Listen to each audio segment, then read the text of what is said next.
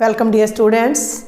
हमारा आज का टॉपिक है chapter 11 conic sections. Conic section की इंट्रोडक्शन, कैसे कॉनिक सेक्शन बनते हैं, वो मैंने अपने फर्स्ट लेक्चर में 3D एनिमेशन की हेल्प से आपको दी है। अगर आपने वो लेक्चर अभी तक नहीं देखा है तो प्लीज़ पहले उसको देखें, क्योंकि वहाँ आप अच्छे से समझ पाएंगे कि किस तरह से एक कॉनिक का सेक्शन होता है। प्रैक्टिकली वहाँ समझ पाएंगे, क्योंकि वो एक 3D हमारा जो है, जितने भी कॉनिक सेक्शन है वो एक 3D से बनकर आ रहे हैं और बोर्ड जो है हमारा वो 2 डायमेंशनल हो जाता है, तो इस पर विजिबल इतना अच्छे से नहीं हो पाता है। ठीक है, अब है क्या कॉनिक सेक्शन? कॉनिक सेक्शन में मैंने आपको बताया था कि हम कॉनिक को प्लेन से कट करेंगे, पहली बात। ठीक है भाई, थोड़ा सा मोटा मोटा मैं मेन बातें यहाँ बता रही हूँ। कॉनिक मैंने क्या बताया था कि एक कोन ऊपर और एक ही कोन इसके नीचे लगा दें तो ये जो शेप होती है ये कॉनिक होती है। ऐसे लगाना नहीं है, इसका मैंने बकायदा आपको पर्टिकुलर बताया था कि कॉनिक कैसे जनरेट होता है। कि अगर ये हमारी कोई फिक्स्ड लाइन है और ये लाइन इसके चारों तरफ एक पर्टिकुलर एंगल अल्फा पर ऐसे या ऐसे रोटेट हो रही है, तो ये ब्लू लाइन रोटेट होकर एक ऐसा सरफेस जनरेट करती है जो ये शेप ले लेता है और ये शेप हमारी कॉनिक कहलाती है। इस कॉनिक को हम किसी भी प्लेन की हेल्प से जब एक पर्टिकुलर एंगल पर कट करते हैं तो हमें डिफरेंट शेप्स मिलती हैं। ये जो फिक्स लाइन थी इसे मैंने बताया था कि इसे हम एक्सिस बोलते हैं। ये जो मूविंग लाइन है ये जनरेटर है। जनरेटर क्यों है? ये जनरेट कर रही है। क्या जनरेट कर रही है? सरफेस जनरेट कर रही है। भाई ये घूमेगी तो ये सरफेस जनरेट करेगी, तो ये जो सरफेस जनरेट कर रही है इसलिए इसको तो जनरेटर बोलते हैं। ये लाइन फिक्स है तो ये एक्सिस कहलाती है। और ये जो पॉइंट था इसे मैंने क्या बताया था, इसे हम इस कॉनिक का वर्टेक्स कहते हैं। ठीक है, ये सारी बातें मैं फिर बता रही हूँ, प्रीवियस लेक्चर में करवा चुकी हूँ। अब आज का जो मेरा टॉपिक रहने वाला है, ध्यान देना, मैंने 6 पार्ट आपको बताए थे कि जब हम प्लेन से कॉनिक को कट करते हैं तो 6 शेप जनरेट होती हैं। क्या? नंबर 1 मैंने बताया था पॉइंट।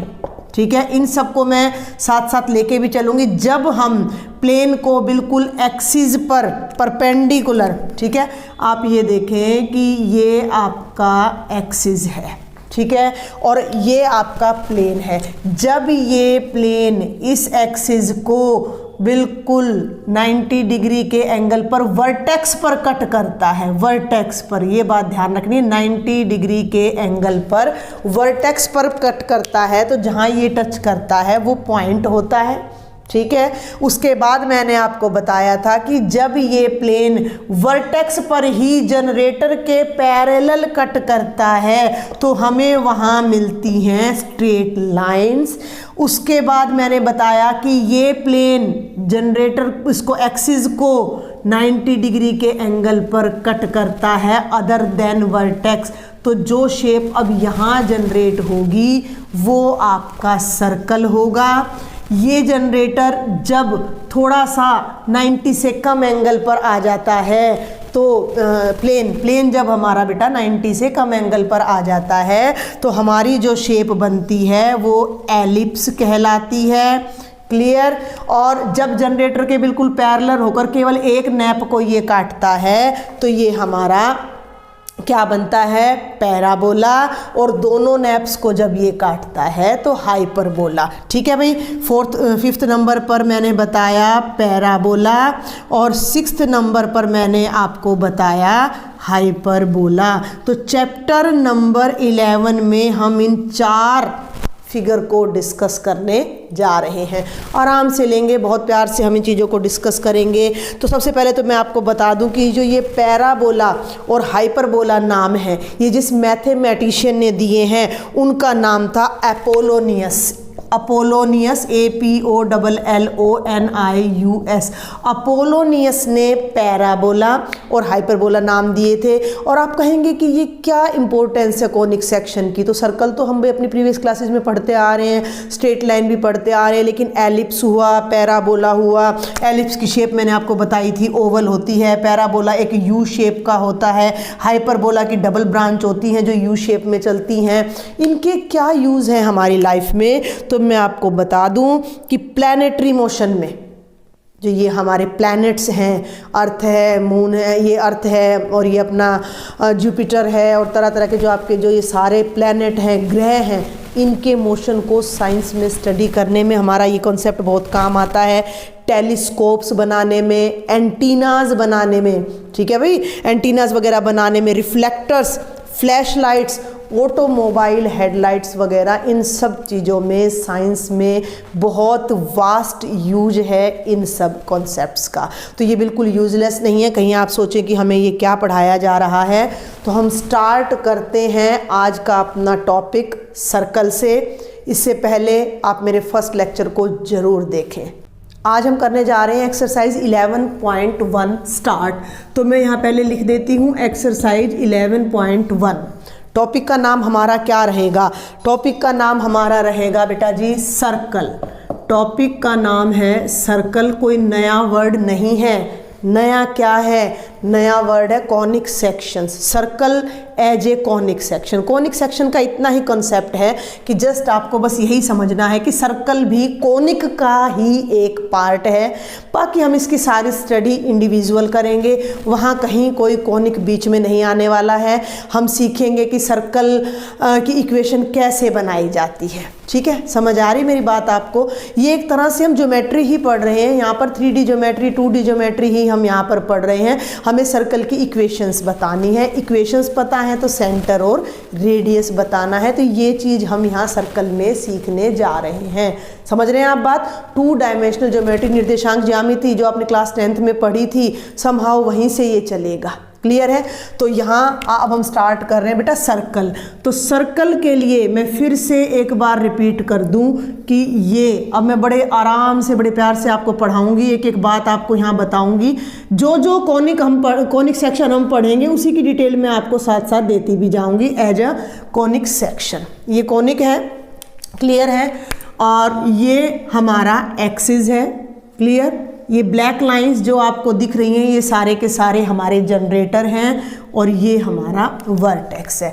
आप एक सिंपल सा एक्सपेरिमेंट घर पर भी कर सकते हो। एक सॉफ्टी ले आना खाने के लिए, उससे एक ब्लैंक सॉफ्टी भी मांग के ले आना, ठीक है? और उस सॉफ्टी को चाकू लेकर ऐसे शटाक काट देना।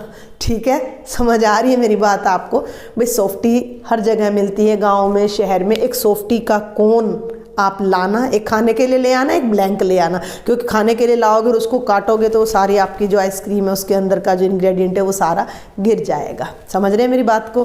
तो आपने एक ब्लैंक सॉफ्टी कोन लाना है, ठीक है?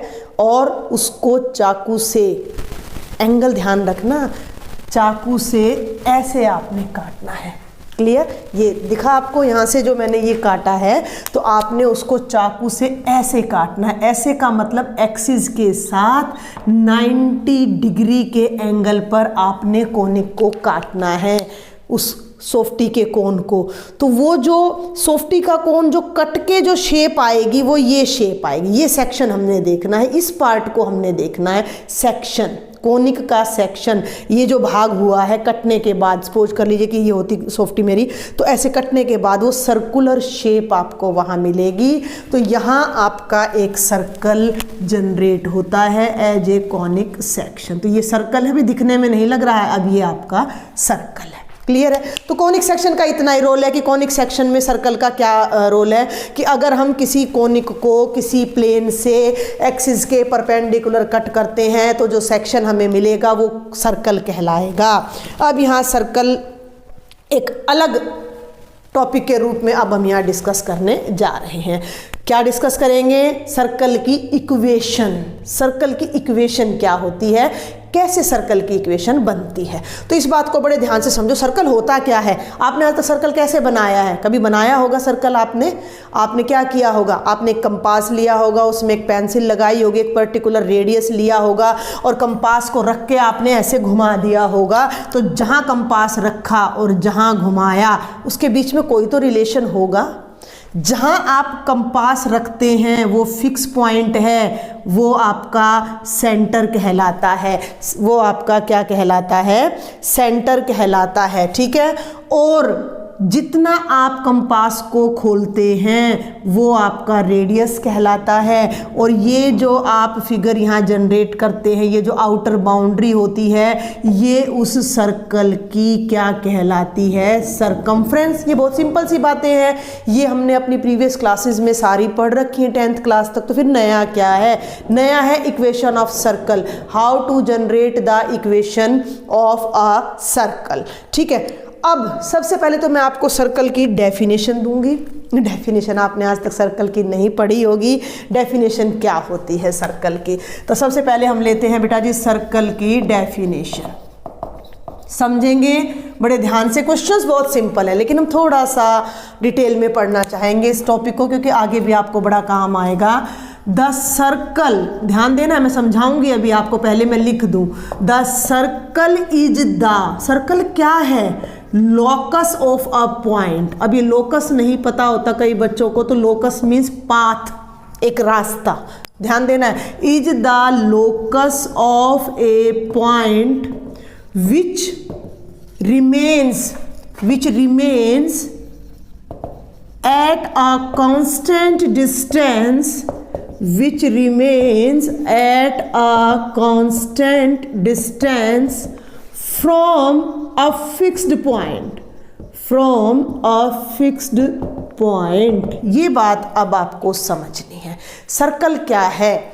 Circle is the locus of A point. पहले हम यहीं तक पढ़ते हैं, यहाँ तक कि सर्कल लोकस है एक पॉइंट का। ये पॉइंट है, इसका लोकस पाथ ये कैसे चल रहा है? ये पॉइंट P है और ये चल रहा है एक स्पेशल तरीके से। कैसे चल रहा है? विच रिमेन्स, विच माने कौन? ये पॉइंट, रिमेन्स माने रहता है, एट ए कांस्टेंट डिस्टेंस, एक कांस्टेंट डिस्टेंस पर, एक निश्चित दूरी पर रहता है। किससे? फ्रॉम अ फिक्स्ड पॉइंट, एक फिक्स पॉइंट से। ये P पॉइंट इस तरह मूव कर रहा है कि ये एक अदर फिक्स पॉइंट O से ऑलवेज सेम डिस्टेंस पर रहता है, कांस्टेंट डिस्टेंस पर रहता है। मान लीजिए कि ये पॉइंट P है, फिक्स पॉइंट O है और ये डिस्टेंस फिक्स है, R है, A है, X है, K है, कुछ भी है। तो P जैसे जैसे मूव करेगा, इसकी जो O से डिस्टेंस है, अगर ये शुरू में हमने 5 ली है तो ये लास्ट तक 5 ही रहे और इस तरह घूमते हुए ये पॉइंट जो पाथ डिस्क्राइब करेगा, वो पर्टिकुलर पाथ, वो लोकस आपका क्या कहलाएगा? सर्कल कहलाएगा। बहुत ध्यान से समझना है आपने, बहुत ध्यान से समझना है कि सर्कल, इसी से आपकी इक्वेशन निकल के आएंगी। अगर ये कॉन्सेप्ट आपको क्लियर है तो अगर आप सर्कल की इक्वेशन बनानी भूल भी जाते हो तो आप अपने आप भी बना सकते हो उस इक्वेशन को। कैसे? देखें कि circle is the locus of A point. ये आपको याद नहीं करनी है, ये आपको याद नहीं करनी है, जस्ट समझनी है। Circle is the locus of A point P point का लोकस है, which remains at a constant distance. P constant distance पे है, किससे? From a fixed point O। ठीक है, मैंने बहुत सिंपल तरीके से लिखने की कोशिश की है कि O पॉइंट से P की डिस्टेंस, अब P यहाँ था, थोड़ी देर के बाद यहाँ आ गया तो भी ये डिस्टेंस 5 रहेगी। थोड़ी देर के बाद ये P चल के यहाँ आ गया तो भी ये 5 रहेगी। थोड़ी देर के बाद P चल के यहाँ आ गया तो भी ये 5 रहेगी। थोड़ी देर के बाद यहाँ आ गया तो 5 रहेगी और ये P यहाँ आ गया तो 5 रहेगी और यहाँ आ गया तो 5 रहेगी और P अगर यहाँ आ गया तो भी ये डिस्टेंस हमारी 5 ही रहे। तो इन दैट केस P ने चलते चलते जो पाथ डिस्क्राइब किया वो पाथ सर्कल कहलाता है। क्लियर है? ये चीज़ हम पहले भी पढ़ चुके थे, बस हमने इसको एक अलग ढंग से देखा है। अब जो ये मैंने आपको डेफिनेशन बताई सर्कल की, इसको यूज करते हुए 2 डायमेंशनल ज्योमेट्री में कोऑर्डिनेट एक्सिस का यूज करते हुए अब हम इस सर्कल की इक्वेशन फाइंड करेंगे। ठीक है भाई, आप कोई भी सर्कल बना लीजिए, हम फॉर द इंस्टेंट बीइंग हम केवल फर्स्ट क्वाड्रेंट लेकर चलेंगे। मान लीजिए ये आपका वाई एक्सिस है और ये आपका एक्स एक्सिस है और ये ओरिजिन है। तो कोई ना कोई सर्कल आपने यहाँ अगर बना लिया, ये हमने एक सर्कल बना लिया, तो सर्कल का ये तो सेंटर हो गया O और ये वो पॉइंट हो गया P जो मूव कर रहा है। अब जब हम क्योंकि कोऑर्डिनेट एक्सिस पर काम कर रहे हैं तो इन पॉइंट्स के कोई ना कोई कोऑर्डिनेट जरूर होंगे। ठीक है, अब एक बात का आपने ध्यान रखना है कि ये O पॉइंट फिक्स है तो हमने मान लिया कि इसके कोऑर्डिनेट्स क्या हैं, H, K है। सेंटर के जो कोऑर्डिनेट्स है, भाई आप एक सिंपल सी बात समझो ना कि यहाँ अगर मैंने कोई पॉइंट ले लिया x, तो इसके कोई ना कोई कोऑर्डिनेट्स तो a ले लिया, मान लो इसके कोई ना कोई कोऑर्डिनेट्स तो जरूर होंगे। यहाँ से ये डिस्टेंस लेंगे और यहाँ से ये, मान लो ये डिस्टेंस 4 है और ये डिस्टेंस 5 है, तो इसके कोऑर्डिनेट्स कितने हो जाएंगे, 4,5। सिंपल सी बात है, ये तो हमने अपना कोऑर्डिनेट ज्योमेट्री में सारा पढ़ रखा है। तो हमने मान लिया कि जो सेंटर के जो कोऑर्डिनेट्स हैं वो तो h के हैं, because these are fix, move नहीं करेगा, सेंटर तो फिक्स है। और P क्योंकि मूव कर रहा है, पाथ बना रहा है, बार बार चेंज होगा, तो इसके जो कोऑर्डिनेट्स हैं वो हमने ले लिए x, y। सिंपल, समझ आ रही है बात यहाँ तक। अब हमें ये कहा गया है कि O से P की जो डिस्टेंस है ये कांस्टेंट है, ये r है। हमें ऐसा कहा गया है बिकॉज OP जो है डिस्टेंस वो फिक्स है, किसके इक्वल है, r के इक्वल है। OP डिस्टेंस किसके इक्वल है, r के इक्वल है। OP डिस्टेंस कैसे फाइंड कर सकते हो, using distance formula, 10th class में हमने पढ़ा है। तो डिस्टेंस फॉर्मूला क्या था, अरे के ठोका पिट्टी करो हो नोनू।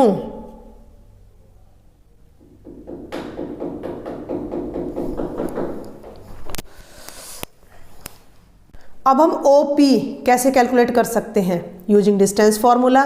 डिस्टेंस फार्मूला हमने कोऑर्डिनेट ज्योमेट्री में पढ़ा हुआ है कि if x1 y1 and x2 y2 are 2 points A and B के कोऑर्डिनेट हैं, तो डिस्टेंस फार्मूला क्या कहता है, x2 minus x1 whole square plus y2 minus y1 whole square का अंडर रूट। तो O के कोऑर्डिनेट्स हमें पता हैं, P के कोऑर्डिनेट्स हमें पता हैं, उनके बीच के डिस्टेंस हमें पता है r, ध्यान देना। तो OP डिस्टेंस हम फाइंड कर सकते हैं कैसे, x2 उसको लेंगे हम, x को x माइनस h, ध्यान देना है, x minus h whole square plus y minus k whole square plus y minus k whole square under root x2 minus x1 square plus y2 minus y1 square का under root is equal to r। Square root हटाना है, both sides square कर दीजिए, क्या आएगा, x minus H whole square plus y minus K whole square is equal to r square. और ये जो एक्सप्रेशन आपको मिला है, this is the equation of a circle whose centre is H K and radius is r। ध्यान देना है, this is the equation of a circle, this is the equation of a circle with centre H K. ध्यान देना है, centre पर जो coordinates हैं वो अगर h कोमा के हैं and the radius of that particular circle is r। तो ये एक्सप्रेशन हमें उस सर्कल की इक्वेशन देता है। समझ रहे हैं आप इस बात को, क्या हमें अभी तक क्या कंक्लूजन निकला है कि अगर हमें किसी भी सर्कल के सेंटर के कोऑर्डिनेट्स पता हैं और उसका रेडियस पता है, तो with the help of this we can find the equation of that circle. एक छोटे से एग्जांपल से मैं आपको इसको समझाने की कोशिश करती हूँ। मान लीजिए कि मैंने कोई सर्कल बना दिया जिसका सेंटर है O 2,3, रेडियस मैं ले लेती हूँ मान लीजिए 4 यूनिट, और हमें उस सर्कल की इक्वेशन फाइंड करनी है। तो h के प्लेस पर वैल्यू 2 है, k के प्लेस पर वैल्यू 3 है, r के प्लेस पर वैल्यू 4 है। तो हम इसका यूज कैसे करेंगे, अब इक्वेशन ऑफ सर्कल क्या हो जाएगी, x minus 2 whole square plus Y minus 3 whole square is equal to 4 whole square. हम इसे खोल सकते हैं, a minus B whole square से X square plus 4 minus 4x, Y square plus 9 minus 6x is equal to 16। जिन students को ये समझ नहीं आया मैंने क्या किया है, a minus B whole square is equal to a square plus B square minus 2ab, simple identity use की है मैंने। अरेंज द टर्म्स, ध्यान देना भाई। अब एक्स स्क्वेयर, फिर मैं लूँगी प्लस वाई स्क्वेयर, फिर मैं लूँगी माइनस 4x, ये y आएगा भाई यहाँ पर, माइनस 6y। अब कांस्टेंट देखें, 4 प्लस 9 13, और 13 में से 16 इधर आकर माइनस हो जाएगा तो माइनस 3 इज इक्वल टू 0। ये हमारी सर्कल की इक्वेशन है। ठीक है, सर्कल की इक्वेशन की एक खासियत होती है कि वो उसमें एक्स स्क्वेयर और वाई स्क्वेयर दोनों के कोफिशिएंट्स सेम होते हैं। एक्स वाई की कोई टर्म उसमें नहीं होती है। एक्स इंटू वाई करके कोई भी टर्म सर्कल की इक्वेशन में आपको नहीं मिलने वाली है। ये बहुत बाद की बातें हैं, अभी तो हमने शुरुआत की है और एनसीईआरटी का ही अभी हम करेंगे, कॉम्पिटिटिव लेवल का कुछ नहीं करेंगे। तो सिंपल आपने जस्ट ये ध्यान देना है कि आज अब हम क्या सीख रहे हैं, हम सिर्फ एक सर्कल की इक्वेशन फाइंड करना सीख रहे हैं। कब? जब हमें उस सर्कल का सेंटर और सेंटर के कोऑर्डिनेट्स और रेडियस पता है। तो this is the standard equation of a circle whose centre is H K and the radius is R. पहली बात। दूसरी बात, इसी को ओपन करके इस तरह की हमारी इक्वेशन बन जाती है जो जनरल इक्वेशन कहलाती है। तो वो आपके एनसीईआरटी में आती नहीं है, but I will tell you, मैं आपको वो बताऊंगी। उससे हम डायरेक्ट सेंटर भी और रेडियस भी फाइंड कर सकते हैं विदाउट कंप्लीटिंग द स्क्वायर। तो अभी हम इसको आगे और डिस्कस करेंगे। तो मेन अभी हमने ये देखा है, इसका एक पर्टिकुलर केस और अब हम देखने जा रहे हैं। वो पर्टिकुलर केस क्या होगा कि अगर ये सेंटर 0 0 पे हो जाए, अगर ये सेंटर 0 0 पे हो जाए, यहाँ मैं कोई सर्कल बना दूँ, ध्यान देना भाई, यहाँ सेंटर पे मैं कोई सर्कल बना दूँ, या ओरिजिन इसको तो मैंने सेंटर ले लिया और ये मान लो ये रेडियस ले लिया मैंने r, ये तो 0 0 हो गया और r रेडियस हो गया। तो इक्वेशन क्या होगी? तो इक्वेशन क्या होगी? तो h की जगह 0, k की जगह 0 और रेडियस r है। तो इक्वेशन क्या हो जाएगी? x minus 0 whole square plus Y minus 0 whole square is equal to R square. x में से 0 माइनस करो x आएगा, ये हो जाएगा x का स्क्वेयर, y में से 0 माइनस करो y आएगा, is equal to R square. ये हमारी इक्वेशन ऑफ सर्कल है जिसका सेंटर 0 0 है, ओरिजिन है। अभी तक जो मैंने आपको पढ़ाया है उसका कंक्लूजन ये दो ही बातें हैं कि अगर हमें किसी सर्कल का सेंटर एच के पता है, उसके कोऑर्डिनेट्स पता है, रेडियस r पता है, तो with the help of this particular relation equation we can find the equation of the circle x minus H whole square plus Y minus K whole square is equal to R square. तो यहाँ से हम ये भी recognise कर सकते हैं कि h और k इसके सेंटर है। अगर सेंटर 0 0 है तो इक्वेशन ये हो जाती है। क्लियर है? ये जो है this is the example number 1 in your NCERT. तो आप वहाँ से देख लीजिएगा एग्जाम्पल नंबर 1 क्या है। Find the equation of a circle with centre 0 0 and radius r, जो कि मैं ऑलरेडी आपको करवा चुकी हूँ। Now we will solve example number 2। ठीक है भाई, कहीं आप ये सोचे कि एग्जाम्पल नंबर 1 कहाँ गया, तो एग्जाम्पल नंबर 2 डायरेक्ट अब मैं करा रही हूँ, 1 में करवा चुकी हूँ। Find the equation of the circle with centre minus 3 2 and radius 4। ये आपको दिया गया सेंटर माइनस 3 2 एंड रेडियस 4। तो कैसे हम इस क्वेश्चन को करेंगे, कैसे आप रिप्रेजेंट करोगे? सॉल्यूशन हम स्टार्ट करते हैं कि वी नो, ठीक है, और ये सारी बात अब हम लिखेंगे। We know that equation of a circle with centre H K and radius R is given by क्या होता है? x minus H whole square plus Y minus K whole square is equal to R square. ये बात हमने लिख दी, अभी हमने discuss की है। Here means in this question h कितना है? -3 है, k कितना है? 2 है, r कितना है? 4 है। तो जो हमारी इक्वेशन ऑफ सर्कल बनने जा रही है वो क्या हो जाएगी? x माइनस एच नेगेटिव है तो ऑफ -3 होल स्क्वायर। मैं बार बार होल स्क्वायर बोल रही हूँ क्योंकि पूरी टर्म का हमने स्क्वायर करना है। प्लस वाई माइनस के की जगह पर 2 रखा, square is equal to 4 square.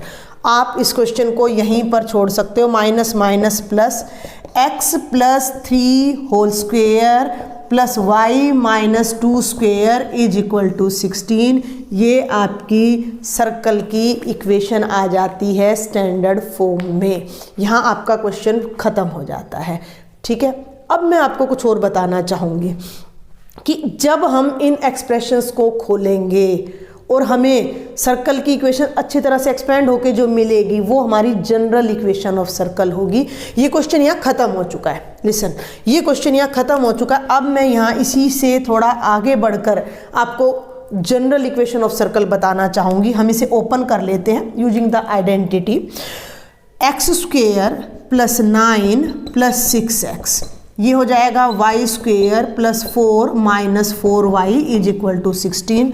Solve कर लो। X square plus Y square plus 6x minus 4y, 9 4 13, इधर आएगा -3 इज इक्वल टू 0। ये जो फॉर्म होती है ये कहलाती है general equation of a circle. और ये कैसे लिखी जाती है? X square plus Y square plus 2gx plus 2fy plus c is equal to 0। इस तरह से हम इस इक्वेशन को लिखते हैं। ध्यान देना, एनसीईआरटी में नहीं है।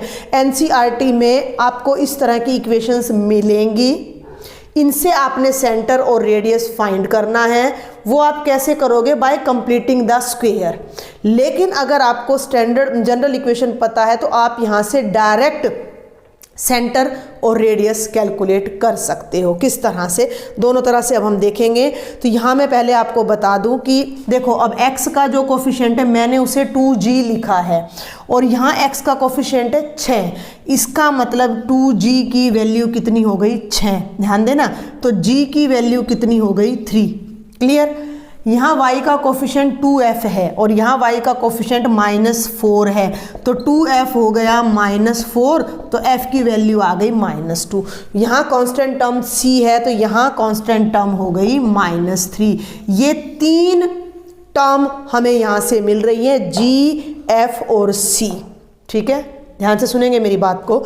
अब अगर हमें जनरल इक्वेशन पता है तो इससे हम सेंटर और रेडियस डायरेक्ट कैसे निकाल सकते हैं, यहाँ बताती हूँ मैं आपको।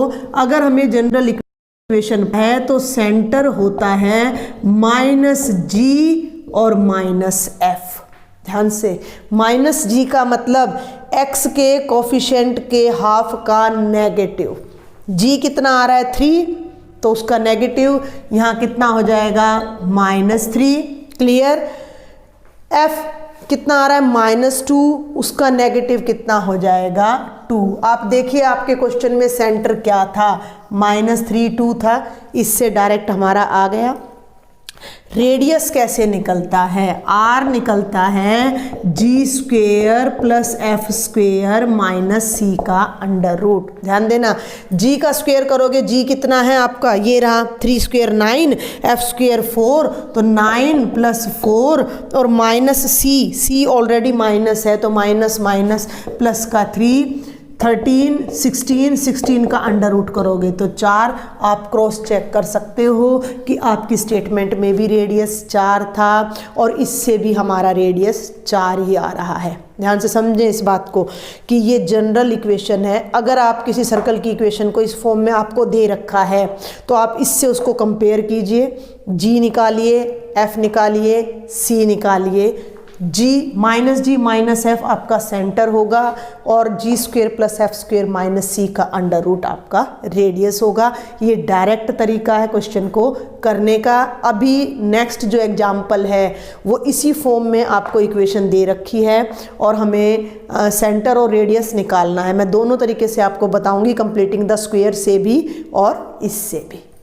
नेक्स्ट इज एग्जाम्पल नंबर 3 बेटा, बहुत ध्यान से समझना है। Find the centre and radius of circle x² + y² + 8x + 10y - 8 is equal to 0। ठीक है। इसका आपने सेंटर निकालना है, रेडियस। अगर हम इस जनरल इक्वेशन को भूल जाएं तो आपने तो केवल ये फॉर्म की है सर्कल की, है ना, और इसी से ही हम अंदाज़ा लगा सकते हैं कि भाई यहाँ x के बाद जो भी होगा वो हमारा सेंटर के कोऑर्डिनेट्स होंगे और ये इधर हमारा रेडियस होगा। तो इस फॉर्म में हम इसे कैसे बदलें, पहले तो हम इस तरीके से इसको करते हैं। ध्यान से देखना भाई, जो आपके एनसीईआरटी में भी करवाया गया है, कंप्लीटिंग द स्क्वायर का मेथड 10th क्लास में हमने किया है, क्वाड्रेटिक इक्वेशन द्विघात समीकरण में। तो यहाँ क्या करो कि 1 2 3 4 5 टर्म्स है, 1 2 3 4 5 अरेंज करो। x की टर्म्स एक ब्रैकेट में ले लो, x स्क्वेयर प्लस 8x दोनों को एक ब्रैकेट में ले लिया, plus y square plus 10y एक ब्रैकेट में ले लो और कांस्टेंट को राइट साइड में ले जाओ, तो ये हो जाएगा आपका प्लस का 8। क्लियर। अब स्क्वायर कंप्लीट करना है। स्क्वायर कंप्लीट करने के लिए आप याद करें कि एक तो x स्क्वायर का कोफिशिएंट हमेशा 1 होना चाहिए, और फिर हम क्या करते थे, अगर आपको नहीं पता तो 10th क्लास का आप मेरा लेक्चर भी देख सकते हो। इस तरह का हम करने के लिए क्या करते थे कि half of coefficient of x का स्क्वायर ऐड एंड सब्ट्रैक्ट करते थे। तो x का कोफिशिएंट इस ब्रैकेट में कितना है, 8 है, 8 का हाफ कितना हो जाएगा 4, और 4 का स्क्वायर कितना हो जाएगा 16। तो 16 इसी ब्रैकेट में या तो ऐड और सब्ट्रैक्ट कर लो, या 16 इधर भी ऐड कर दो और इधर भी, दोनों साइड से कैंसिल हो जाएगा। ठीक है। तो फर्स्ट ब्रैकेट में हमने क्या किया, x square plus 8x plus 16 add किया, और वही 16 साइमल्टेनियसली हमने राइट साइड में भी ऐड कर दिया, क्योंकि दोनों साइड से ये कैंसिल हो जाएगा, या ये 16 इधर आकर माइनस होकर कैंसिल हो जाएगा। अब हम सेकेंड ब्रैकेट पे चलते हैं, y स्क्वेयर प्लस 10y, 10 का हाफ का स्क्वेयर, 2 5 जा 10, 5 का स्क्वेयर 25। तो इस ब्रैकेट में हम 25 ऐड करने जा रहे हैं। तो y square plus 10y plus 25, और यहाँ भी आ गया 25। क्लियर है, आपको समझ आया मैंने क्या किया? मैंने इन दोनों टर्म्स को एक ब्रैकेट में अरेंज किया, इन दोनों को एक ब्रैकेट में अरेंज किया, और कांस्टेंट टर्म को मैं राइट साइड में ले गई। Got it. उसके बाद मैं यहाँ स्क्वायर कंप्लीट करना है, तो क्योंकि एक्स स्क्वायर का कोफिशिएंट ऑलरेडी 1 है, आपके एनसीईआरटी में बहुत सिंपल क्वेश्चन मिलने वाले हैं आपको। तो एक्स के कोफिशिएंट के हाफ का स्क्वायर, 8 का आधा 4, 4 का स्क्वायर 16, 10 का हाफ 5, 5 स्क्वायर 25, यहाँ ऐड किया तो साइमल्टेनियसली उस तरफ भी कर दिया। इसको जरा ध्यान से देखो, इसको बहुत ध्यान से देखो। X square plus 8x plus 16 है, इसको मैं लिख दूं x का स्क्वायर, 16 को लिख दूं 4 का स्क्वायर, और इसको लिख दूं 2 गुणा 4 गुणा x, a square plus b square plus 2ab। तो ये हमारा बन गया x प्लस 4 का होल स्क्वायर। तो ये जो कंप्लीट टर्म है ये बन गई x प्लस 4 का होल स्क्वायर, यहाँ 5 का स्क्वायर है, तो ये कंप्लीट टर्म बन गई y प्लस 5 का होल स्क्वायर। और ये 16 प्लस 8 24, 24 में 25 ऐड करो तो कितना आ गया 49।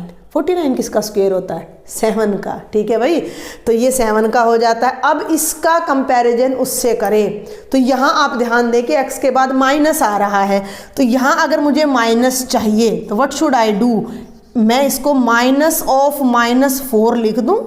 बिल्कुल सही है भाई, ये +4 है, मैंने इसको माइनस ऑफ -4 लिख दिया, इसको मैंने माइनस ऑफ -5 लिख दिया, और इसको लिख दिया 7 स्क्वायर।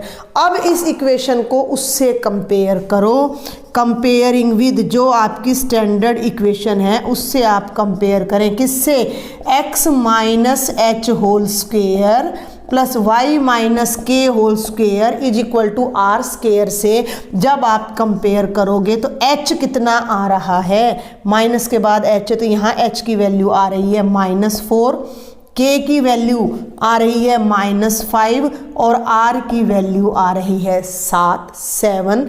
तो जो सेंटर के जो कोऑर्डिनेट्स होंगे, जो सेंटर के कोऑर्डिनेट्स होंगे वो आपके हैं -4 और -5, क्योंकि सेंटर होता है h, k, और रेडियस आपका होगा 7। तो this is the method which is used in your NCERT to solve the question.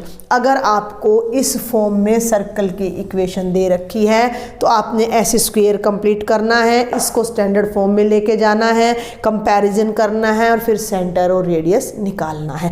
अब हम अपना जनरल इक्वेशन वाला मेथड और देखते हैं। ठीक है भाई, जनरल इक्वेशन वाला मेथड और देखते हैं। ये इक्वेशन हमें यहाँ दे रखी है, x square plus Y square plus 8x plus 10y minus 8 is equal to 0 comparing with. ठीक है, अब आप ये लिख लीजिएगा, थोड़ा मैं यहाँ शॉर्टकट लूँगी। कंपेयरिंग विद दिस इक्वेशन, ये जो लाइन मैं बोल रही हूँ, कंपेयरिंग विद दिस इक्वेशन, तो जरा कंपेयर करो x square plus Y square. यहाँ x का कोफिशिएंट 8 है और यहाँ x का कोफिशिएंट क्या है 2g, तो 2g कितना आ गया 8 आ गया, तो g कितना आ जाएगा 4 आ जाएगा। y का कोफिशिएंट 10 है, यहाँ y का कोफिशिएंट 2f है, तो 2f इज इक्वल टू 10, तो f कितना आ गया 5 आ गया, और यहाँ कांस्टेंट -8 है तो c कितना आ गया -8। बहुत सिंपल, बिल्कुल आसान। अब हम यहाँ डायरेक्ट लिखेंगे, वी नो, हमें पता है कि सेंटर कितना होता है -g माइनस f, तो g कितना आया है 4, तो सेंटर हो जाएगा -4 -5। खत्म क्वेश्चन।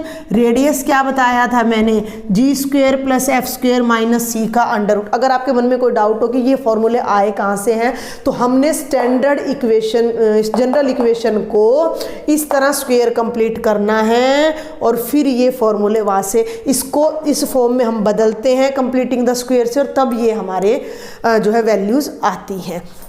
तो ये जी स्क्वेयर हो जाएगा 16, एफ स्क्वेयर हो जाएगा 25 और सी कितना था -8, तो ये हो जाएगा +8। आप देख सकते हो ये 49 का अंडर रूट 7 आ जाएगा। तो ये मेथड कंपैरेटिवली इजी पड़ता है अगर आप इसको समझ पा रहे हैं, तो गलत कोई भी नहीं है। You can attempt the both, लेकिन आपको लिखना पड़ेगा कि कंपेयरिंग विद दिस वन, और ये हमारा सॉल्यूशन आ जाएगा। तो बेटा आज का लेक्चर मैं यहीं कंक्लूड करूँगी। मैंने सोचा था चारों एग्जांपल्स मैं आपको करा दूं, बट फोर्थ एग्जांपल थोड़ा डिफरेंट है। मैं चाहूँगी कि पहले आप अच्छे से सर्कल को समझें, उसकी इक्वेशन को समझें, और इन एग्जांपल की हेल्प से आप 9 questions I think you can cover. 15 questions है, 9 आप कवर कर सकते हो।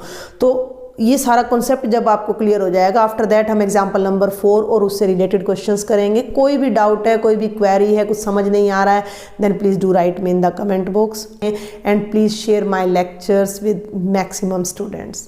थैंक यू बेटा।